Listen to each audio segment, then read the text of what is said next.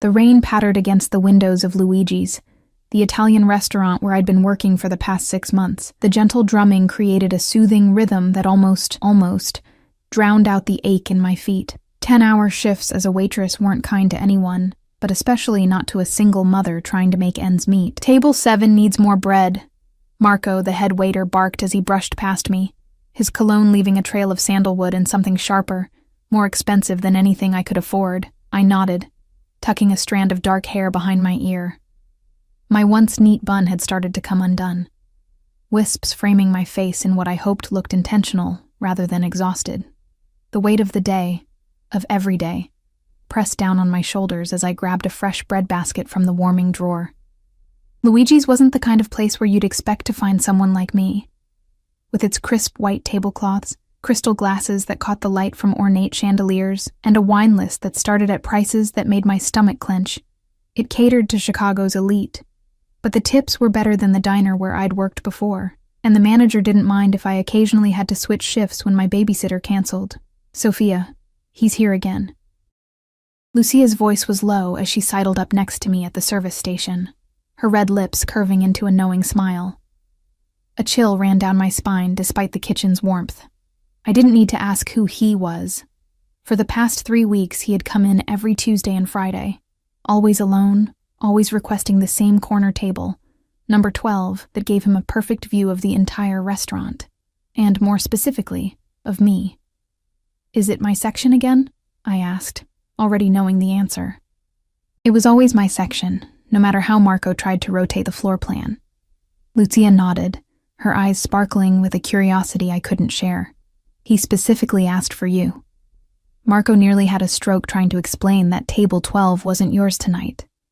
But the man just stared at him until he changed his mind. The bread in my hands suddenly felt too heavy.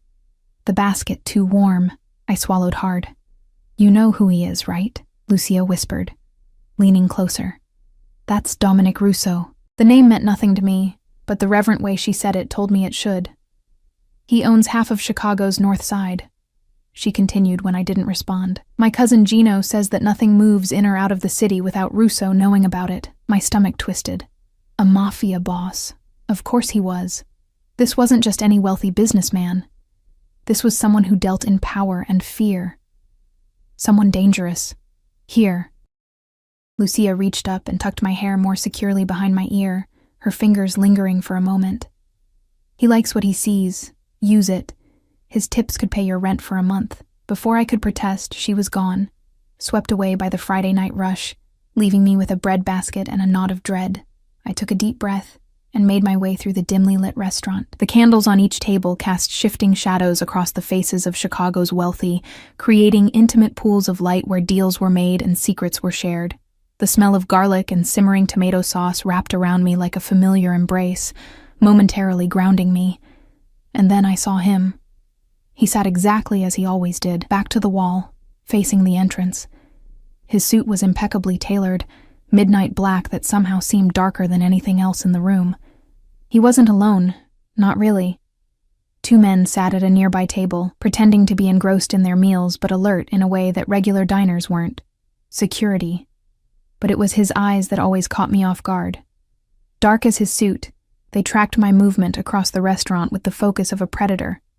Not leering, like some of the businessmen who had too much wine. No, his gaze was calculating, assessing, possessive. I approached his table, forcing my hands to remain steady as I set down the bread basket, though I hadn't been asked for it. A mistake. A small one, but still a deviation from the script. "Good evening, Mr. Russo," I said, the name feeling foreign on my tongue. "Would you like to start with the usual Barolo?" Something flickered in his eyes, surprise, perhaps, that I knew his name, or that I remembered his wine preference. "You know who I am." His voice was lower than I expected, a rough velvet that seemed to vibrate in the air between us. It wasn't a question. I hesitated. Denying it would be a lie, and something told me he would know. My co-worker mentioned it. The corner of his mouth twitched, not quite a smile, but something that suggested amusement. "And what else did your co-worker mention, Sophia?" The sound of my name on his lips sent an involuntary shiver down my spine. I'd never told him my name, but he wore it like he owned it already. Nothing important, I replied, fighting to keep my voice steady. This time he did smile, a slow, deliberate thing that transformed his harsh features into something almost handsome, almost human. The Barolo would be perfect, he said finally, his eyes never leaving mine. And I'll have the ossobuco tonight. I nodded, scribbling on my pad though I had no need to. It was just something to do with my hands, somewhere to look besides his face. Bring yourself a glass as well, he added as I turned to leave. Join me for a moment when you can. It wasn't a request. I made it to the kitchen before my composure cracked. My hands trembled as I placed his order, the chef giving me a curious look that I ignored. The weight of Dominic Russo's gaze seemed to follow me even through the solid kitchen doors. He asked you to join him, didn't he? Lucia appeared at my side again, her expression a mix of envy and concern. I nodded, unable to form words. Listen to me. She gripped my arm, her long nails digging in slightly. Be careful, but don't be stupid. Men like Russo, they can change your life with a snap of their fingers, for better or worse. The warning in her voice was clear, but so was the implication. This could be an opportunity, the kind that didn't come along for women like me, women with too many bills and too little time. I thought of my daughter, Emma, probably already asleep at Mrs. Petrovich's apartment downstairs. I thought of the eviction notice that had appeared under my door 3 days ago, giving me 2 weeks to come up with 3 months of back rent. I thought of Emma's asthma medication, the cost rising every month. I'll be careful, I promised, though I wasn't sure what that meant anymore. The night progressed in a blur of orders and plates and practiced smiles. Throughout it all, I felt him watching me, as I served other tables, as I laughed at an elderly couple's joke, as I bent to pick up a dropped napkin. Always watching, tracking my movements like I was the only person in the room. Finally, during a lull, Marco nodded at Russo's table, his expression making it clear that I shouldn't keep our most valued customer waiting. With a fresh glass of wine in hand, I approached table 12 again. Sit. Dominic gestured to the chair across from him. I hesitated for only a moment before sinking into the seat, acutely aware that I was now eye level with him. This close, I could see the flecks of amber in his dark eyes, the faint scar that ran along his jaw, the signet ring on his right hand that gleamed gold in the candlelight. You're afraid of me, he stated, swirling the dark red wine in his glass. The directness startled a laugh out of me. Shouldn't I be? His eyes crinkled slightly at the corners, the only indication that he found my response amusing. Most people have the sense not to admit it. I'm not most people. The words slipped out before I could stop them, too honest for this dangerous game. No, he agreed, his gaze intensifying. You're not. The silence stretched between us, taut with unspoken words and implications. I took a sip of wine to steady myself, the rich flavor exploding on my tongue. It probably cost more than I made in a day. You have a daughter, he said abruptly. My blood turned to ice. How do you... I make it my business to know things, Sophia. He leaned forward slightly, his presence suddenly filling my entire world. Just as I know about your eviction notice, your daughter's medical bills, the fact that you work a second job 3 mornings a week at a coffee shop downtown. Fear clawed at my throat, making it hard to breathe. Are you threatening me? For the first time, he looked genuinely surprised, quite the opposite. Before he could elaborate, a commotion at the restaurant entrance drew our attention. A man burst in, his expensive suit rumpled, his movements erratic. Even from across the room, I could see the wild look in his eyes as they scanned the restaurant, finally landing on our table. Dominic's posture changed instantly, the casual elegance replaced by coiled tension. One of his security men was already moving to intercept the newcomer, but the man evaded him with surprising agility. "Russo!" he shouted, his voice slurring slightly. Drunk or high or both. You think you can just take everything? The restaurant fell silent, the clinking of glasses and murmur of conversation snuffed out like candle flames. I started to rise, instinctively wanting to get away from whatever was about to unfold, but Dominic's hand shot out, gripping my wrist with surprising gentleness. Stay where you are, he said, his voice barely above a whisper. You're safer here. The drunk man was still advancing, the security guard now flanking him, but seemingly unsure whether to make a scene by physically restraining him. "Sir, perhaps we should—" I began, but Dominic's grip tightened slightly in warning. "Tony!" Dominic called, his voice carrying effortlessly across the restaurant. "This isn't the place." "You took everything from me," the man, Tony, spat back. "My territory, my men, my—" He broke off, choking on the words. Something dark passed over Dominic's features. "Your brother made his choice." Tony's face contorted with rage. His hand plunged into his jacket pocket, and several things happened at once. Dominic moved with shocking speed, shoving the heavy table onto its side in a crash of glass and porcelain. His other hand pulled me down and behind the makeshift barrier as a deafening crack split the air. Screams erupted from around the restaurant as patrons dove for cover. I found myself pressed against Dominic's chest, his body shielding mine completely as another shot rang out. The smell of his cologne, sandalwood and spice, and something uniquely him, filled my senses as his heartbeat thundered against my ear. Surprisingly steady despite the chaos, and then it was over. The security guards had Tony pinned to the floor. A small pistol kicked away across the polished hardwood. Dominic's hand cradled the back of my head, his fingers tangled in my hair that had completely fallen from its bun during the commotion. "Are you hurt?" he asked, his voice rough as he pulled back just enough to scan my face. I shook my head, too shocked to speak. He helped me to my feet as his men dragged Tony out through the kitchen, away from the prying eyes of the other diners who were now cautiously emerging from under tables. The restaurant manager was already apologizing profusely, offering free drinks, trying to restore normalcy. But nothing would be normal again, because as Dominic's hand remained firmly at the small of my back, I realized with perfect clarity that whatever game I thought we were playing had real, possibly deadly stakes, and I had just been pulled into the center of it through a horrible twist of fate. Or perhaps an act of misguided courage, when I'd accidentally served the most dangerous man in Chicago and caught his eye. As sirens wailed in the distance and Dominic leaned down to whisper in my ear, I knew my life had changed irrevocably. "It seems we need to have a longer conversation, Sophia," he said, his breath warm against my skin. "One that can't happen here. And God help me, despite everything, despite the fear and the chaos and the shattered glass at our feet. A part of me wanted nothing more than to follow him into the darkness." The aftermath of the shooting passed in a blur of police sirens, witness statements, and shocked patrons being escorted out of the restaurant. I found myself seated in Luigi's office, a shock blanket around my shoulders that someone had thoughtfully provided, though I wasn't cold.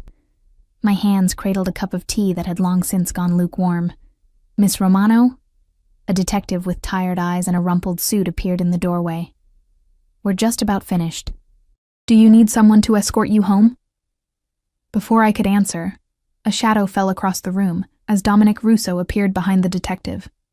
Despite the chaos of the evening, he looked immaculate, not a hair out of place, his suit barely wrinkled. "My driver will take her home," Dominic said, his tone leaving no room for argument. The detective's posture stiffened slightly, but he only nodded. "Of course, Mr. Russo." He turned back to me with a forced smile. "If you remember anything else, please call the number on this card." I accepted the business card with numb fingers, watching as the detective retreated with one last wary glance at Dominic. The power dynamics were painfully clear. Even the law stepped carefully around Dominic Russo. "Come." Dominic extended his hand to me. It's been a long night. Every instinct screamed at me to refuse, to call a cab, to get as far away from this man as possible. But the image of the eviction notice flashed in my mind, followed by Emma's small face as she struggled to breathe during her last asthma attack. I placed my hand in his. His fingers closed around mine, warm and secure, as he guided me through the now empty restaurant. The aftermath of the violence was still evident.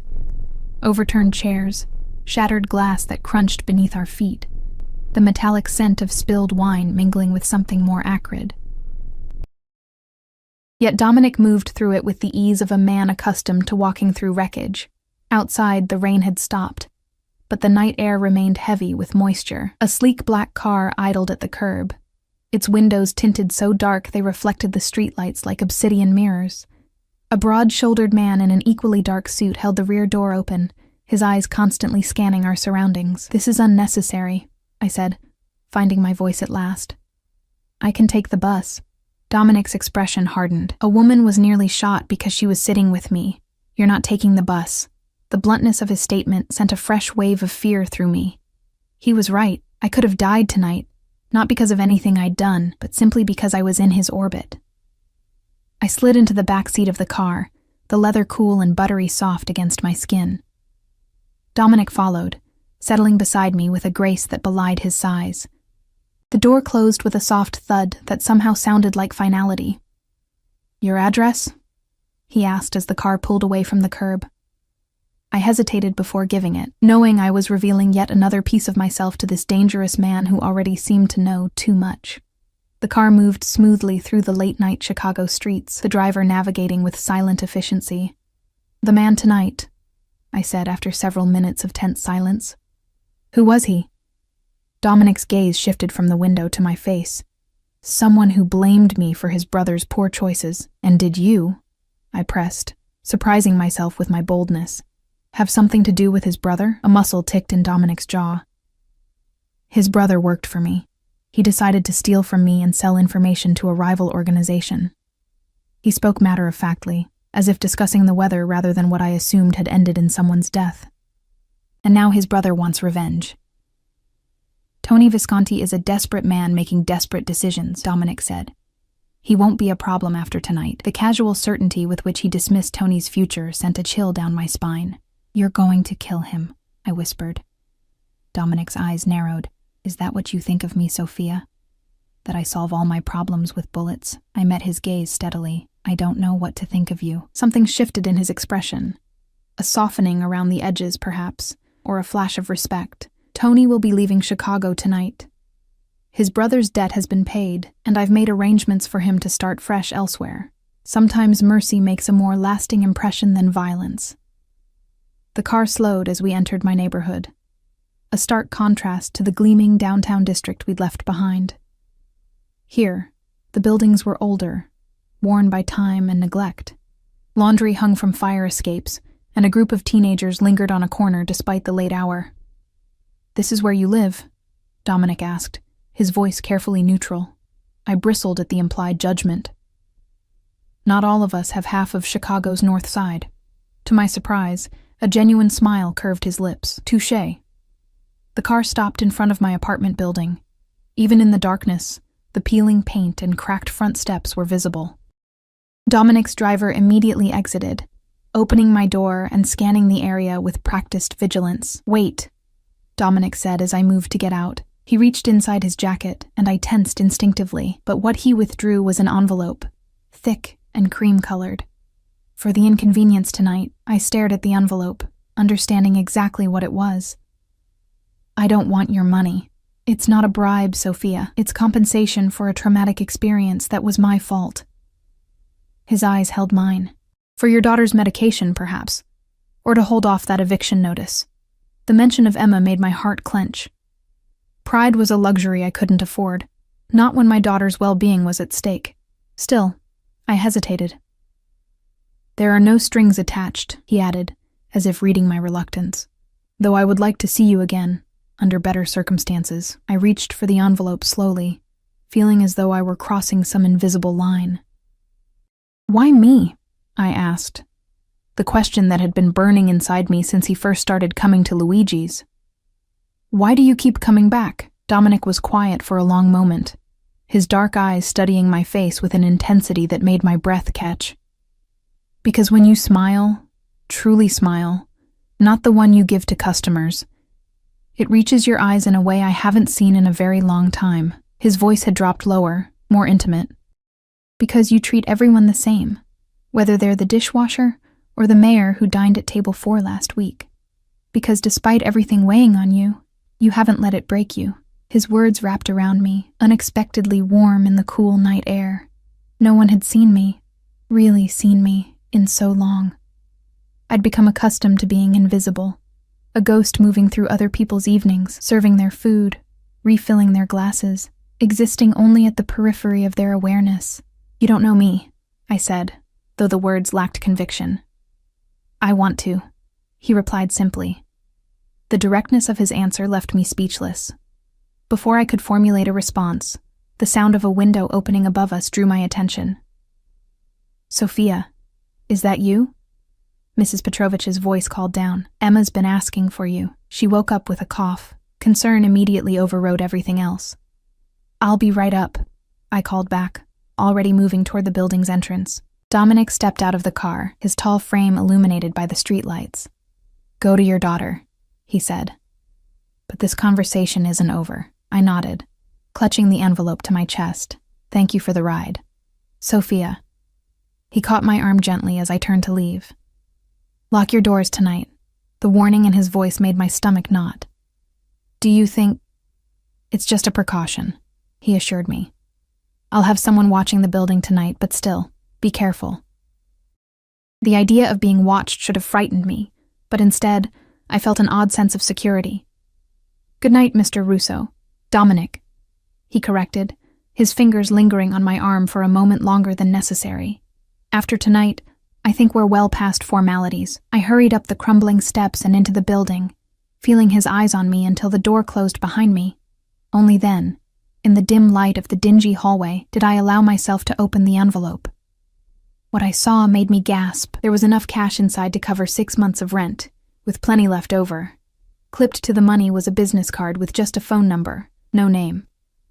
On the back, in bold, slashing handwriting, "If you need anything, anytime." I leaned against the wall, my legs suddenly weak. In one night, my life had veered wildly off course. I had witnessed violence, been protected by one of Chicago's most dangerous men, and now held in my hands the solution to my most pressing problems. But at what cost? Mrs. Petrovich's door opened as I reached the second floor. "Thank goodness you're home," she said, her accent thick with worry. "Emma's fever came back, and her breathing isn't good." All thoughts of Dominic Russo fled as I rushed to my daughter's side. The night's strange events would have to wait. Right now, Emma needed me. Hours later, after I'd given Emma her medication and sat with her until her breathing eased and she fell into a peaceful sleep, I stood at the window of our small apartment, looking down at the street below. The black car was gone, but a different one had taken its place. Dark and unobtrusive, but unmistakably watching. I should have been terrified. Instead, I felt something dangerously close to anticipation stir within me. Whatever game Dominic Russo was playing, I was now a participant, willing or not. And as I finally crawled into bed as dawn began to break over Chicago's skyline, I couldn't help but wonder what the next day would bring. Morning came too soon, sunlight filtering through the thin curtains of our one-bedroom apartment.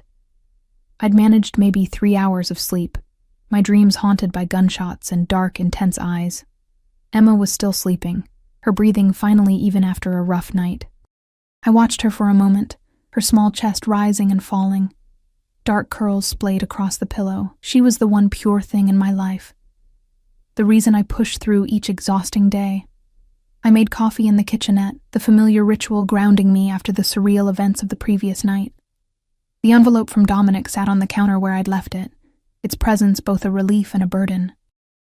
I'd counted it 3 times before finally falling asleep. Enough money to solve my immediate problems, and then some. A lifeline I desperately needed, but was afraid to grasp. A soft knock at the door startled me from my thoughts. Through the peephole, I saw not who I feared, or perhaps secretly hoped for, but a delivery man holding a large paper bag. "Delivery for Sophia Romano," he said when I cracked the door, chain still in place. "I didn't order anything," he shrugged, looking bored. "Already paid for. From Caravelli's Bakery." Caravelli's was an upscale Italian bakery in the Gold Coast neighborhood, somewhere I'd never been able to afford. I accepted the bag with hesitant thanks and closed the door, setting it on the kitchen counter with suspicion. Inside was an assortment of pastries. Still warm cornetti, chocolate-filled bomboloni, and delicate sfogliatelle that flaked at the slightest touch. Nestled among them was a small card with the same bold handwriting from last night. "For you and Emma. I took the liberty of calling Luigi's. Your shifts are covered for the next 3 days. Rest, D." I stared at the note, emotions warring inside me. The presumption of it, arranging my work schedule without consulting me, should have infuriated me. Instead, a treacherous warmth spread through my chest at the thoughtfulness. 3 days to recover, to be with Emma, to not worry about juggling everything for just a little while. Mommy? What's that smell? Emma padded into the kitchen, rubbing sleep from her eyes, her favorite stuffed rabbit dragging behind her. Breakfast, I said, pushing aside my complicated feelings to smile at my daughter. How are you feeling, sweetheart? Better. She climbed onto one of our mismatched kitchen chairs, eyes widening at the sight of the pastries. Are those for us? I nodded, selecting a cornetto for her and placing it on a plate. A friend sent them. Which friend? She bit into the pastry, her expression melting into delight as the buttery layers dissolved on her tongue. Someone from work. It wasn't exactly a lie. Emma seemed satisfied with this explanation, happily demolishing her breakfast. I watched her, marveling as always at her resilience. At 5 years old, she'd already endured more than some people faced in a lifetime. Her father's abandonment before she was born, the constant moves as I struggled to keep us afloat, the frightening asthma attacks that had started last year. The image of Tony Visconti's gun flashed in my mind. What if something had happened to me last night? What would become of Emma? Mommy, you're squishing your pastry, Emma said, pulling me from my dark thoughts. I looked down to see I'd crushed the sfogliatella in my hand, flaky pastry crumbling between my fingers. Just clumsy, I said with a forced laugh, brushing the crumbs into a napkin. After breakfast, I helped Emma dress for the day, grateful that she seemed to have recovered from last night's asthma flare-up. With unexpected free time stretching before us, I suggested we visit the park a few blocks away, something we rarely got to do together because of my work schedule. As we left the apartment, I couldn't help scanning the street, looking for the car from last night. It was gone, but I couldn't shake the feeling of being watched. Was this how it would be now? Always looking over my shoulder, wondering if Dominic's eyes, or those of his men, were on me. The park was busy with morning joggers and mothers with strollers. Emma ran to the playground, immediately making friends with a girl her age on the swings. I sat on a nearby bench, the spring sunshine warm on my face despite the lingering chill in the air. Ms. Romano. I jumped at the voice beside me. A man had sat down, slender, with salt and pepper hair and wire-rimmed glasses that gave him a scholarly appearance. He didn't look like one of Dominic's men, but the way he'd appeared so silently beside me set off warning bells. Who are you? I asked, already half rising, ready to grab Emma and run. Please, don't be alarmed. His voice was calm, almost soothing. My name is Gabriel. I work for Mr. Russo in various capacities. I sank back onto the bench, keeping my eyes on Emma. What do you want? Just to deliver a message. He followed my gaze to the playground. Your daughter seems well today. I understand she had a difficult night. The casual reference to Emma's health made my blood run cold. Are you threatening my child? My voice was low, but fierce. Gabriel looked genuinely startled. Of course not, Mr. Russo was concerned when he heard about her condition. He's asked me to provide you with this. He handed me a business card. Dr. Alessandra Moretti, the finest pediatric pulmonologist in Chicago. She's expecting your call. I stared at the embossed card. I can't afford a specialist. That's been taken care of, Gabriel said simply. No bills will come to you. I should have been grateful. Instead, I felt a surge of frustration. I don't need charity. Gabriel's expression remained impassive. Mr. Russo doesn't offer charity, Ms. Romano. He values you, for reasons I'm not privy to, and when Dominic Russo values something, he protects it. He stood, straightening his immaculate suit. The appointment is for tomorrow at 10 a.m., should you choose to accept it. A car will come for you at 9:30. And if I don't accept it? A ghost of a smile touched his lips. That is, of course, your choice, but consider your daughter. With that, he walked away, leaving me clutching the business card so tightly its edges cut into my palm. I watched Emma laughing on the swings, her dark curls bouncing in the sunlight. What mother wouldn't move heaven and earth for her child? But this was something else entirely. Accepting Dominic's money had been one thing, a one-time transaction, a compensation, as he'd put it. This was ongoing involvement, a debt that would keep growing with no clear way to repay it. Yet looking at Emma, remembering the terrifying nights when her small body struggled for breath. How could I refuse? The rest of the day passed in a haze of indecision. Emma and I spent the afternoon watching movies on our secondhand TV, ordered pizza for dinner, a rare treat, and I read her 3 stories at bedtime instead of the usual one. Small luxuries made possible by the envelope still sitting on my counter, tempting me with its promise of security. After Emma fell asleep, I paced our small living room, Gabriel's card burning a hole in my pocket.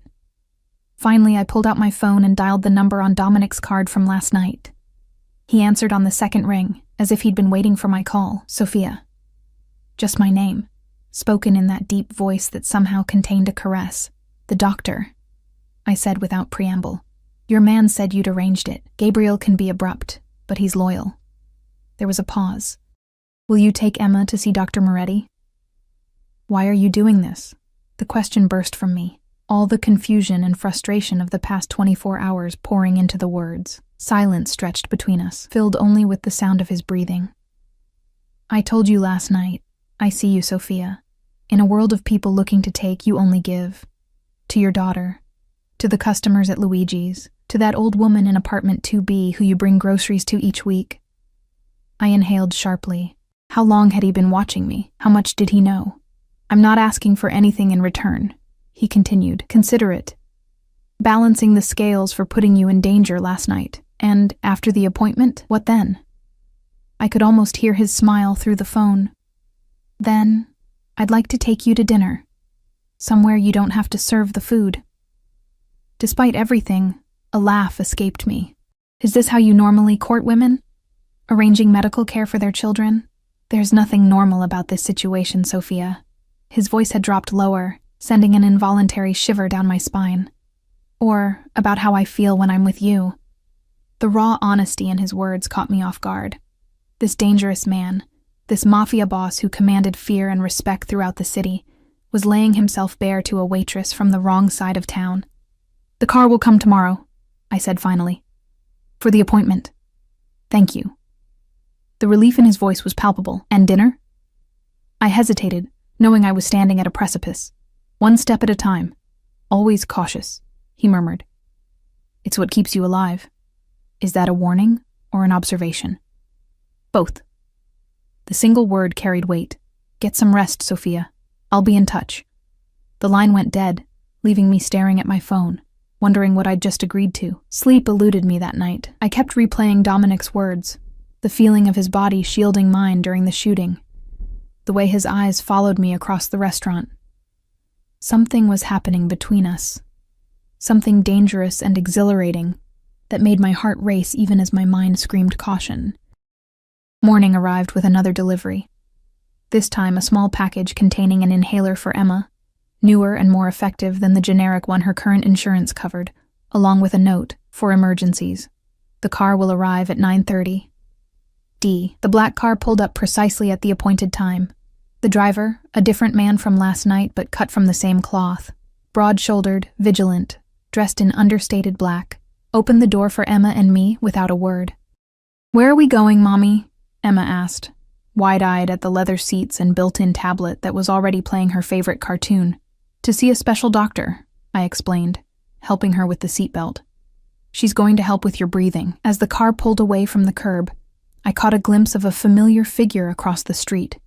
Gabriel, watching us depart. Our eyes met briefly before he melted back into the crowd. The appointment with Dr. Moretti was unlike any medical visit we'd ever experienced. The doctor herself was warm but efficient, conducting a thorough examination of Emma's lungs and explaining everything in terms both of us could understand.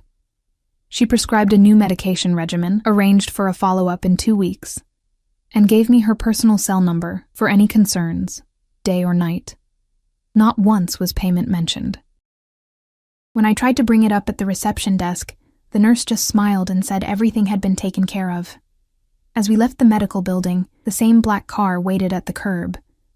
But this time, the back door opened to reveal Dominic himself, impeccably dressed in a charcoal suit that emphasized his broad shoulders. Dominic, I said, stopping short, suddenly conscious of my simple jeans and sweater. Sophia. His eyes moved from me to Emma, who partially hid behind my legs. His expression softened as he crouched down to her level. "You must be Emma," he said, his voice gentler than I'd ever heard it. "I'm a friend of your mother's." Emma studied him with the unfiltered curiosity of a child. "You have a nice car." A genuine smile transformed Dominic's face, erasing the hard edges and making him look almost boyish. "Thank you. Would you and your mother like to join me for lunch?" Emma looked up at me questioningly. I hesitated, caught off guard by the unexpected invitation and the strange tableau we presented: the Mafia boss, the waitress, and the little girl on a Chicago sidewalk in spring. "Please, Mommy." Emma tugged at my hand. "I'm hungry." Looking at Dominic's expectant face, I realized I'd been tumbling toward this moment since the first time he walked into Luigi's and fixed those dark eyes on me. One way or another, our paths were now intertwined. "Lunch would be lovely," I said, taking the hand he offered and stepping into the car, into whatever future awaited us. Lunch was at a small Italian restaurant tucked away on a tree-lined street in Lincoln Park. Not ostentatious like Luigi's, but authentic in a way that spoke of generations of family recipes. The owner greeted Dominic like a long-lost son, kissing both his cheeks and exclaiming over Emma, who beamed at the attention. No one questioned why someone like Dominic Russo was dining with someone like me. Here, it seemed, he wasn't a mafia boss, but simply a valued patron. We were seated in a private corner booth, the red checkered tablecloth and candle in a wine bottle giving the space a cozy, intimate feel. Emma was delighted when the owner's wife brought her crayons and paper, keeping her occupied while Dominic and I talked. "The doctor was impressed with how well Emma handled herself," Dominic said, pouring me a glass of water from the carafe on the table. "She said Emma is very brave." I watched my daughter as she concentrated on her drawing, tongue poking out between her lips. "She's had to be," I said softly. Dominic's eyes were intent on my face. "Her father?" The question was gentle but direct. I hesitated, then decided that after everything that had happened, half-truths would serve no purpose. "He left when I told him I was pregnant," I said, tracing a pattern on the tablecloth. "Emma has never met him, and he's never asked to meet her." Something dark flashed across Dominic's face. "His name?" "Why?" I asked, suddenly wary. "So you can track him down? Teach him a lesson about responsibility?" Would that be so terrible? There was no humor in his smile. "Yes," I said firmly. "He made his choice. Emma and I have managed without him." "At what cost to you?" Dominic leaned forward, his voice dropping lower. "I've seen you, Sophia, working 2 jobs, barely sleeping, stretching every dollar until it screams. You deserve more. And you're offering to provide it?" The words came out sharper than I intended. "In exchange for what?" For the first time, Dominic looked genuinely taken aback. "Is that what you think this is, a transaction?" I glanced at Emma, ensuring she was still absorbed in her drawing before continuing. "I don't know what this is," I admitted. "Men like you don't notice women like me without a reason." "Men like me," he repeated, a hint of bitterness in his tone. "You've already decided who I am based on rumors and speculation." "You didn't deny being what Lucia called you, a mafia boss," I countered. "Would you have believed me if I had?" He held my gaze steadily. "We all have labels, Sophia. I'm sure people have labeled you as well. Single mother, waitress, struggling. Do those encompass everything you are?" His words hit uncomfortably close to home. How many times had I been dismissed, overlooked, defined by my circumstances rather than my character? "You're right," I conceded. "I'm sorry." Dominic's expression softened. "I'm not asking you to ignore what I am or what I've done. I'm just asking for the chance to show you who I am beyond the rumors." Before I could respond, our food arrived, a parade of dishes that made Emma's eyes widen in delight. For a while, conversation gave way to the simple pleasure of the meal. I watched as Dominic patiently showed Emma how to twirl spaghetti on her fork, the tender way he wiped sauce from her chin with his napkin, the genuine laugh that escaped him when she told a silly knock-knock joke. This man who commanded fear and respect throughout Chicago was gentle with my daughter in a way that made something inside me ache. "Mr. Dominic, are you my mommy's boyfriend?" Emma asked abruptly. with the unfiltered directness only children possess. I choked on my water, but Dominic merely smiled. Would you mind if I was? Emma considered this seriously, studying him with narrowed eyes. Do you make her smile? Daddy didn't make her smile. That's why he went away. My heart clenched at her simplified understanding of her father's abandonment, at the protective instinct behind her question. Emma, I began, but Dominic held up a hand. That's a very good question, he told her solemnly. Making someone smile is very important. I hope I do make your mother smile, and I promise to try my best to keep doing so. Emma nodded, apparently satisfied, and returned to her dessert, a towering gelato creation that she had no hope of finishing. I'm sorry, I said quietly. She doesn't usually interrogate people. Don't apologize. She's protecting you. His eyes were warm as they met mine. She loves you very much. She's everything to me, I said simply. Dominic nodded, understanding in his gaze. Family is everything. After lunch, despite my protests that we could take the bus, Dominic insisted on driving us home. Emma fell asleep almost immediately in the car, worn out from the excitement of the day. She likes you, I said, watching my daughter's peaceful face as she slumbered against my side. High praise, Dominic replied with a smile that transformed his face. Children are excellent judges of character. Then what does that say about her father? The question slipped out before I could stop it. Dominic's expression darkened. It says he's a fool who doesn't deserve either of you. The conviction in his voice warmed something inside me that had been cold for a very long time. When was the last time someone had defended me, had been indignant on my behalf? I'd grown so used to handling everything alone that the sensation was almost foreign. Will you have dinner with me tomorrow night? He asked as the car pulled up to my apartment building. Just the two of us. I hesitated, glancing at Emma. I don't have a babysitter. Mrs. Petrovich would be happy to watch her, I'm sure. At my surprised look, he added, I may have spoken to her briefly while you were getting ready this morning. The idea of Dominic chatting with my elderly neighbor should have been amusing, but it only underscored how thoroughly he'd inserted himself into my life in the span of a few days. You've thought of everything, haven't you? I try to. His voice was serious now, his eyes intent on mine. When something matters to me, I leave nothing to chance. The implication hung in the air between us. I mattered to him. This wasn't just a passing interest or a game to alleviate his boredom. Okay, I said finally. Dinner tomorrow. His smile was immediate and transformative, softening the hard edges of his face. I'll send a car at 7. That night, after settling Emma with a movie, I stood in front of my closet, staring at the meager selection of clothes. Nothing I owned would be appropriate for the kind of place Dominic Russo would frequent.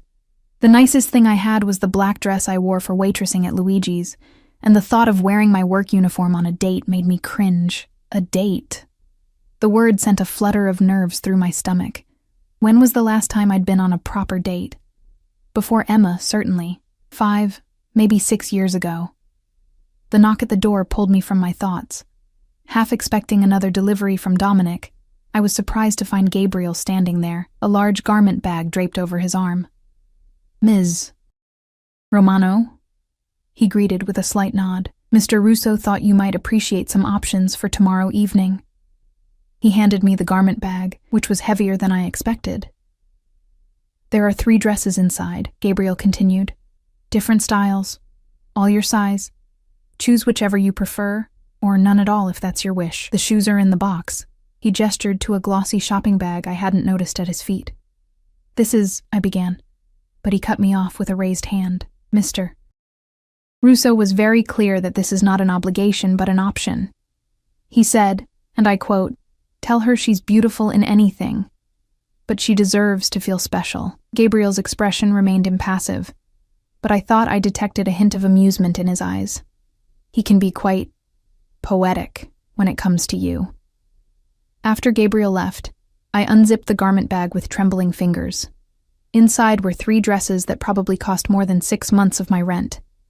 A deep emerald silk that would highlight my eyes, a classic black that was worlds away from my waitress uniform, and a burgundy wrap dress that looked both elegant and comfortable.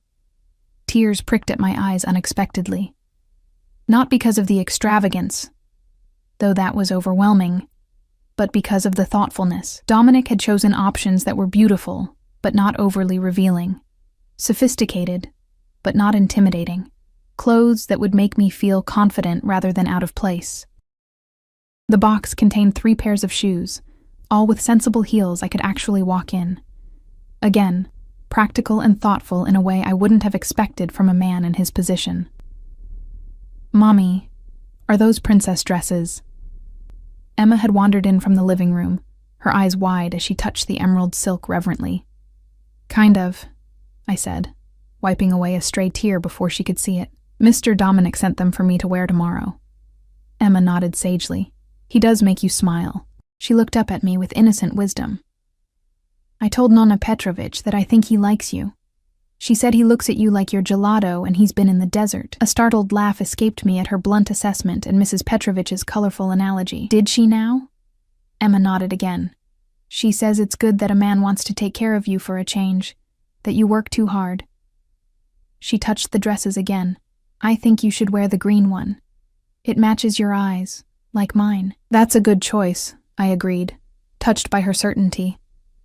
"Now, back to your movie while I finish up in here." After tucking Emma into bed that night, I sat on my own bed, the emerald dress laid out beside me.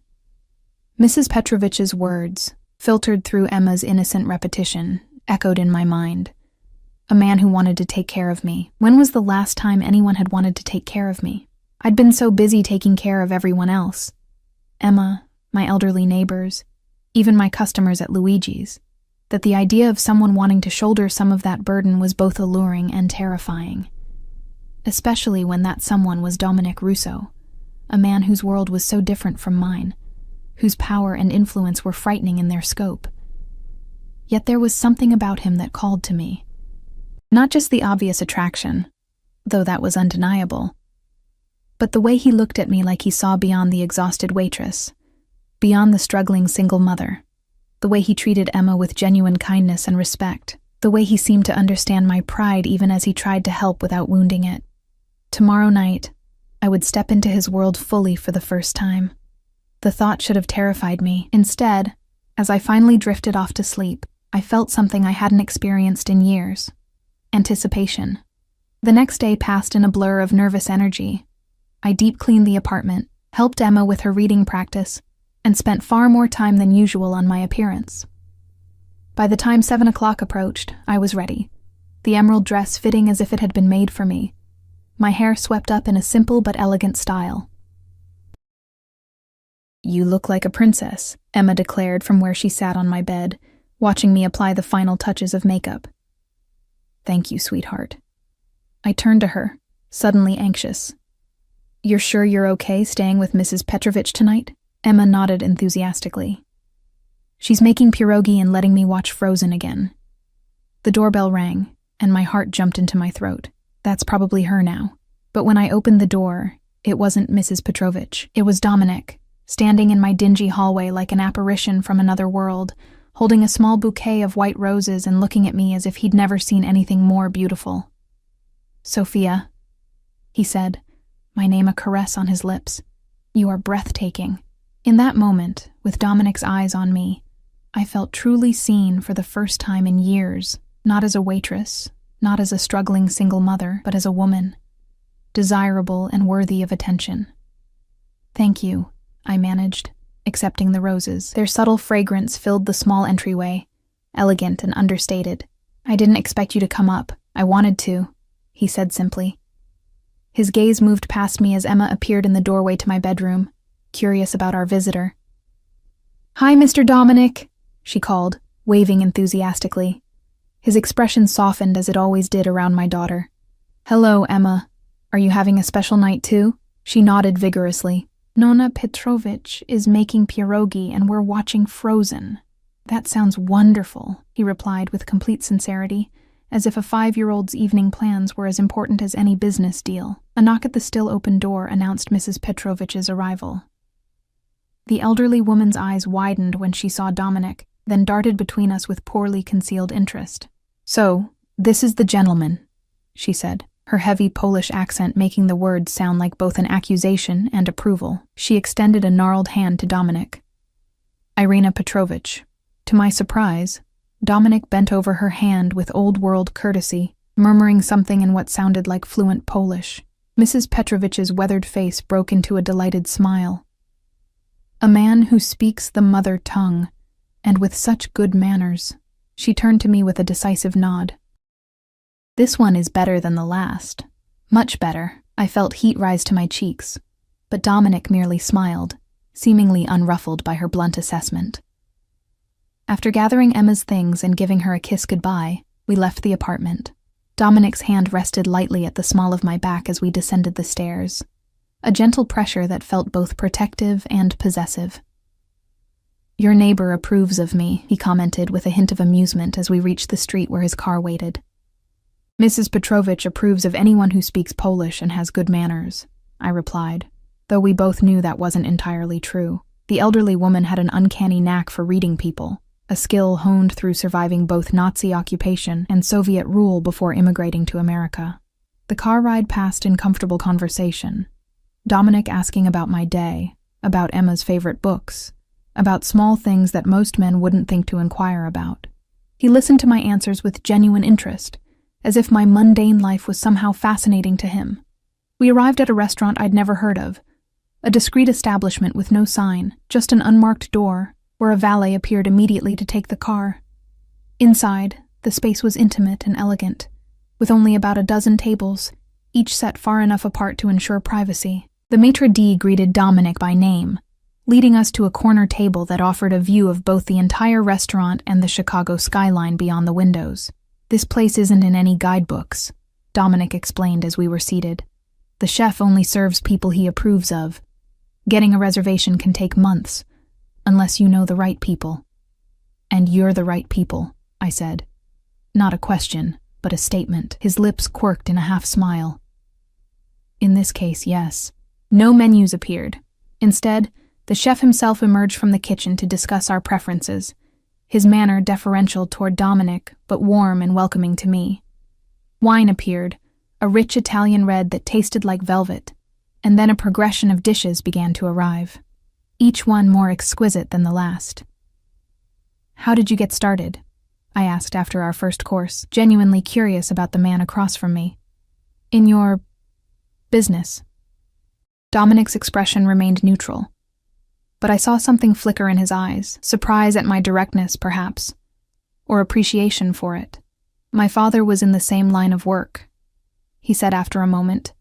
"It was expected that I would follow him." He took a sip of wine, his eyes never leaving mine. "When he was killed when I was 17, I had little choice. My mother and sisters needed protection." The matter-of-fact way he spoke of such violence sent a chill through me, a reminder of the world he inhabited, the world I was now brushing against. "You had sisters?" I asked, noting his use of past tense.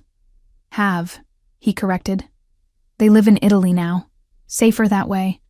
My mother passed 5 years ago." "I'm sorry," I said softly. He inclined his head in acknowledgement. "Family is everything, Sophia. It's why I understand your devotion to Emma. The lengths you would go to protect her. She's never had anyone but me," I admitted. "Her father." I hesitated, then decided that after everything, Dominic deserved the truth. His name was Ryan Callahan. He worked at the investment firm where I was a receptionist before Emma. When I told him I was pregnant, he offered me money for an abortion. When I refused, he had me fired and disappeared. Dominic's expression darkened, a muscle ticking in his jaw. "This man, does he still work there?" "I don't know," I said honestly. "I haven't checked. It doesn't matter anymore." "It matters," Dominic said, his voice low and controlled, but with an undercurrent of anger that made me shiver. "Men should take responsibility for their children." I reached across the table, placing my hand over his. "Promise me you won't do anything. Emma and I have moved on. We're better without him." He was silent for a long moment, his eyes searching mine. Finally, he nodded. "As you wish." The rest of dinner passed more lightly, conversation flowing easily between us. Dominic told me about growing up in Chicago's Little Italy, about his mother's cooking, about summers spent visiting relatives in Sicily. I shared stories about Emma's first steps, about my dreams of going back to school someday, about the novel I'd been writing in fragments late at night when I couldn't sleep. "I'd like to read it," he said, surprising me. Your novel. I laughed, embarrassed. It's not very good. I doubt that. His expression was serious. You have a way with words, Sophia. I've noticed it in how you speak, in the little notes you leave for Emma in her lunchbox. I blinked, startled. How did you? The day of the doctor's appointment, he explained. Emma showed me the note you'd left for Mrs. Petrovich to give her at lunch. A little poem about being brave. The fact that he'd noticed such a small thing, that he'd remembered it, touched me deeply. This dangerous man with his empire of power and fear had paid attention to a scribbled note meant only for my daughter's eyes. After dinner, instead of taking me straight home, Dominic asked if I'd like to see the city. We ended up at the lakefront, walking along the water's edge as the lights of Chicago sparkled around us. The night was cool, and he draped his suit jacket over my shoulders, the fabric still warm from his body and carrying his scent, sandalwood, and something uniquely him. I come here sometimes to think, he said as we paused to look out at the dark water. The lake reminds me that some things endure, no matter what changes around them. I glanced up at his profile, strong and sharp against the city lights. Is your world changing? He turned to face me fully. Since I met you? Completely. The intensity in his eyes made my breath catch. We stood close enough that I could feel the heat from his body, see the flecks of amber in his dark irises. Sophia. My name was a whisper on his lips. I'm not a good man. I've done things I can never undo. My world is dangerous, and bringing you into it puts you at risk. I should walk away. But you won't, I said, somehow certain. No. His hand came up to cut my cheek, his touch feather light. I won't. I can't. Not unless you ask me to. In that moment, I knew I should be afraid. Of him. Of his world. Of the danger he represented. Instead, I felt a strange sense of safety. As if after years of struggling alone, I'd found a harbor in the most unexpected storm. I don't want you to walk away, I admitted, my voice barely audible over the lapping of the water. His eyes darkened, and then he was kissing me, gently at first. A question more than a demand. When I responded, leaning into him, the kiss deepened, becoming something hungry and primal that made my knees weak. His arms encircled me, strong and secure, holding me as if I were something precious. When we finally broke apart, both breathless, he rested his forehead against mine. I should take you home. The reluctance in his voice mirrored my own feelings, but we both knew Emma was waiting. And this, whatever was happening between us, was too new, too fragile to rush. The ride back to my apartment was charged with unspoken words and lingering touches, his hand holding mine, my head occasionally resting against his shoulder. Outside my building, he walked me to the door, the perfect gentleman despite the desire I'd felt in his kiss. When can I see you again? He asked, his fingers intertwining with mine. Tomorrow? I suggested, surprising myself with my eagerness. Emma has been asking to go to the Shed Aquarium. Maybe you could join us. His smile was immediate and genuine. I'd like that very much. 6 months later, Emma and I moved out of our cramped apartment into a spacious brownstone in a safer neighborhood. Dominic had offered one of his own properties, but I'd insisted on something I could eventually afford on my own. A compromise he'd respected, though I knew he'd arranged for a significant discount on the rent. With his encouragement, I'd enrolled in night classes at the community college, working toward an English degree. During the day, instead of waitressing, I worked as an administrative assistant at a small publishing house, a job that mysteriously opened up just when I needed it. Dominic became a fixture in our lives, having dinner with us several times a week, taking Emma to the park, reading stories at bedtime when he stayed late. He was careful never to overstep, always reinforcing that I was Emma's mother, that my decisions for her were final. To the outside world, he remained Dominic Russo, the feared Mafia boss of Chicago's North Side.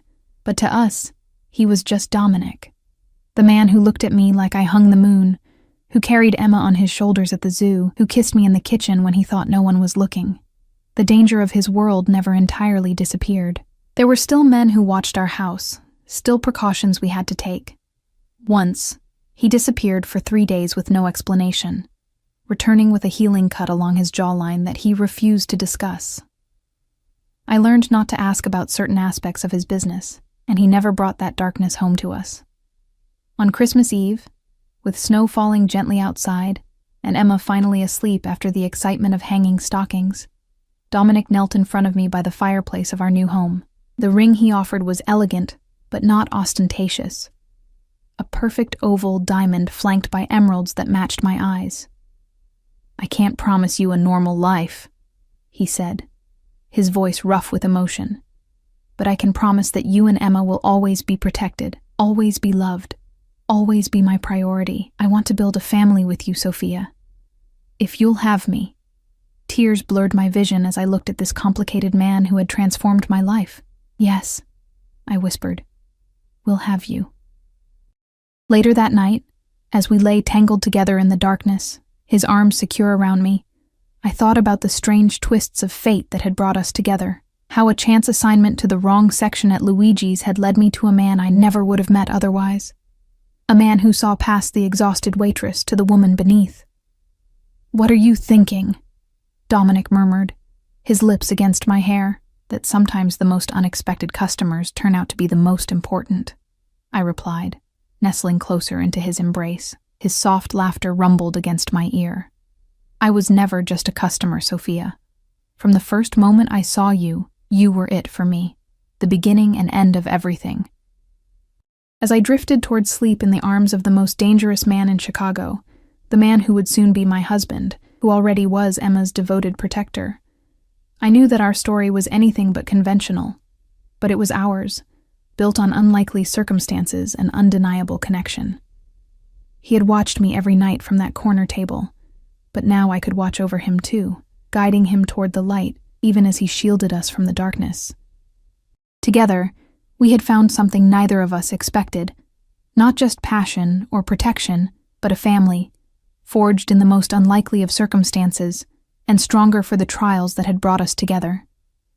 And as Dominic's breathing deepened in sleep, his body curled protectively around mine, I knew with absolute certainty that what had begun with a mafia boss watching a waitress had transformed into something much more powerful, a love strong enough to build a future neither of us had dared to imagine before.